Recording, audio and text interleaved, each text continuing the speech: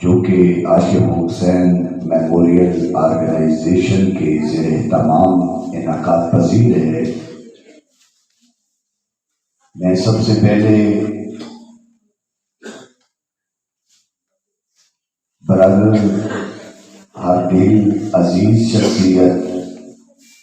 برادر خضر حیات ایڈوکیٹ صاحب کو مبارکباد پیش کرتا ہوں،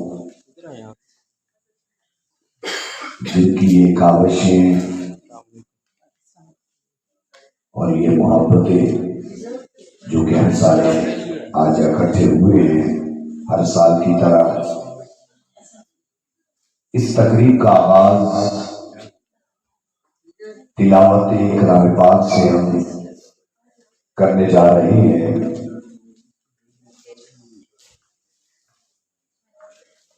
تیری ثنا کے خداوند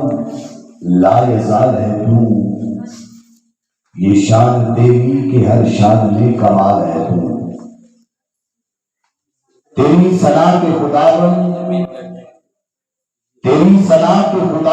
لا یزال ہے تو، یہ شان تیری کہ ہر شان میں کمال ہے تو،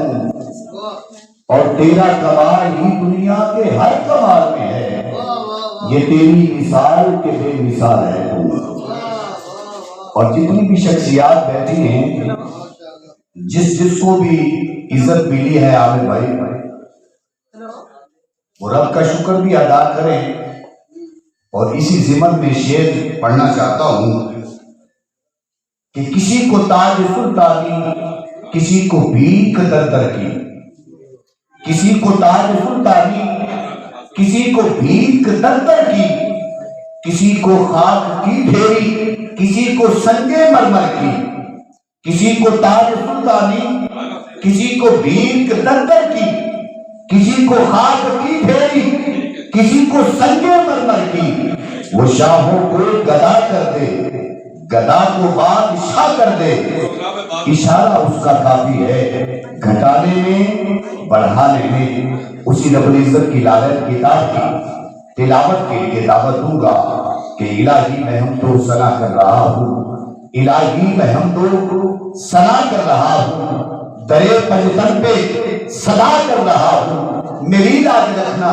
اے رب محمد، تیرے نام سے ابتدا کر رہا ہوں۔ آپ کے سامنے تشریف لاتے ہیں صاحبزادہ خضر حیات ایڈوکیٹ صاحب کے بیٹے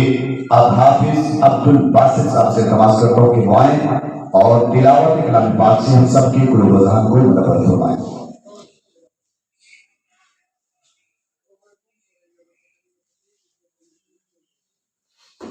اعوذ باللہ من الشیطان الرجیم،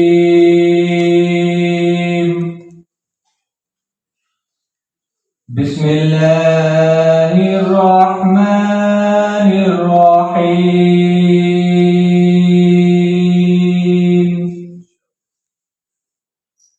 والتین والزیتون وطور سینین وهذا البلد الأمين، والتين والزيتون وطور سينين وهذا البلد الأمين،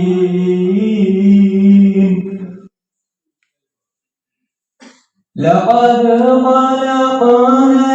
الإنسان في أحسن تقويم، ثم رددناه أسفل سافلين إلا الذين آمنوا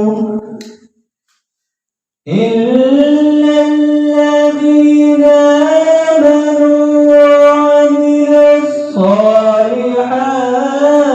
فلهم أجر غير ممنون، فما يكذبك بعد بالدين أليس الله بأحكم الحاكمين صدق الله العظيم.